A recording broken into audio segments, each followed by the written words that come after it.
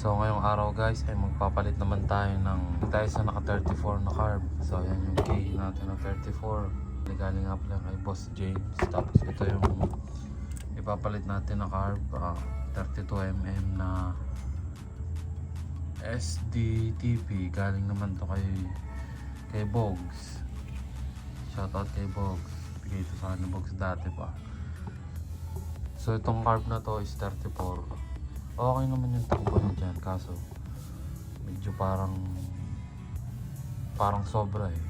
Kasi yung port nito is pang ano lang talaga, mga 30 ganyan. So magbababa tayo kahit mga 32 man lang. So ito nga palang makina natin guys is hindi na siya stock. May konting kalikot dyan si Clicks Garage. So shoutout sa gumawa ng makina natin kay Clicks Garage.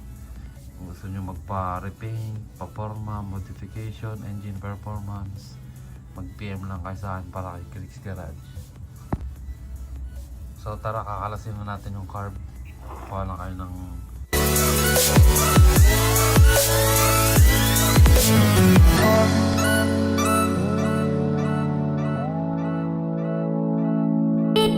ayan yung 34mm para nyo sa butas yung 32.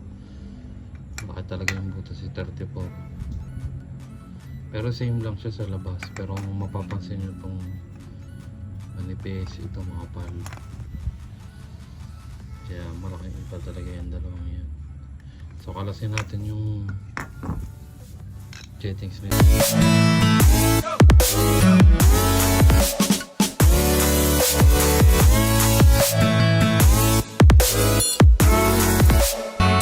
Pala ay 125 ang sukat ng mga boss. Ito naman yung slow jet natin 35. So yan, nabuksan natin itong parang posong carb. Balik tanggalin natin itong jettings nya.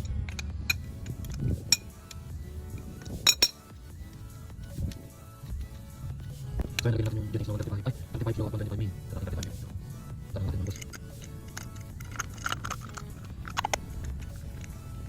So check natin yung karayom kung saan nakalagay. So yung karayom gitna. So ibalik muna natin itong isang jetix ito kay Boss James para sa kanyang Rusing PCT.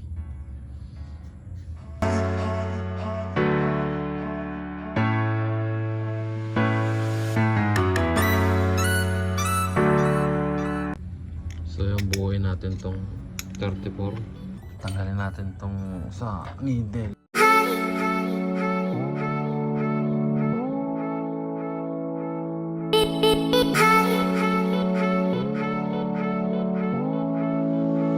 So ito naman ang isalpak natin.